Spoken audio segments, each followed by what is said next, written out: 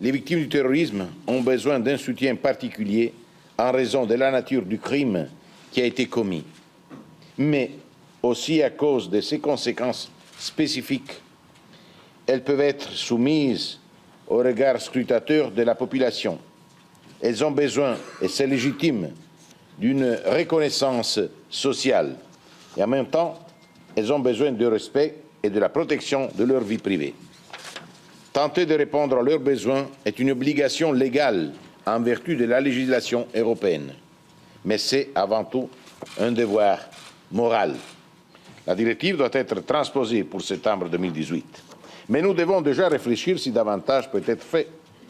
La création d'un centre de coordination européenne pour fournir de l'aide lorsqu'une attaque s'est produite sur les personnes ne résident pas dans leurs États membres a été déjà approuvé par le Parlement européen en tant que projet pilote. J'encourage la Commission européenne à mettre ce centre sur pied le plus rapidement possible. Je crains que notre combat contre le terrorisme et l'obscurantisme ne soit pas terminé. Nous devons rester vigilants et renforcer nos outils. Ainsi, nous devons pouvoir supprimer tout message en ligne incitant au terrorisme.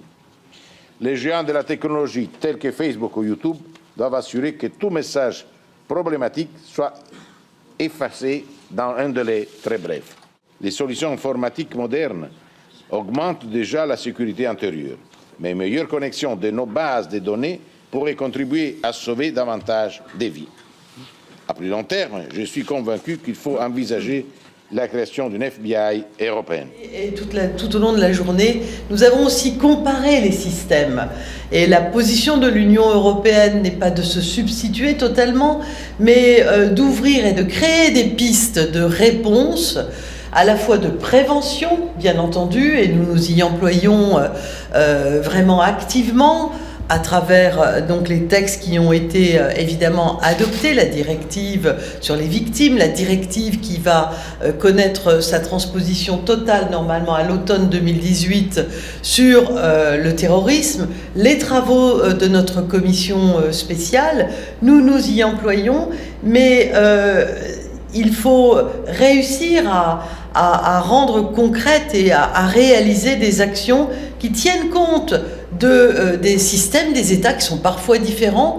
Et le rôle de l'Europe, c'est sans doute de pousser à une forme d'égalité dans le traitement, des systèmes d'indemnisation qui permettent d'avoir une sorte d'équité aussi entre toutes les victimes des attentats dans l'Union européenne, en dehors évidemment des éléments de prévention et des éléments, je voudrais ajouter pour ne pas être trop longue cependant, qu'il y a la prise en compte de la victime au moment de l'attentat, de l'environnement de la victime au moment de l'attentat, et puis il y a la prise en compte dans la durée de la vie de la victime, parfois très longtemps après l'attentat. We're also establishing a centre to help victims of terrorist attacks, and we heard today, I think from a number of those who participated, that there are gaps in the provision of support to victims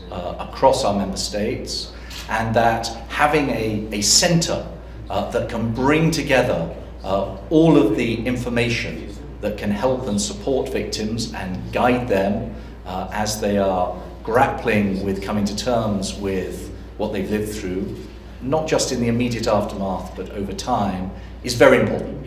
So we are going to work very hard to make sure that this centre that will be established next year is able to live up to that job.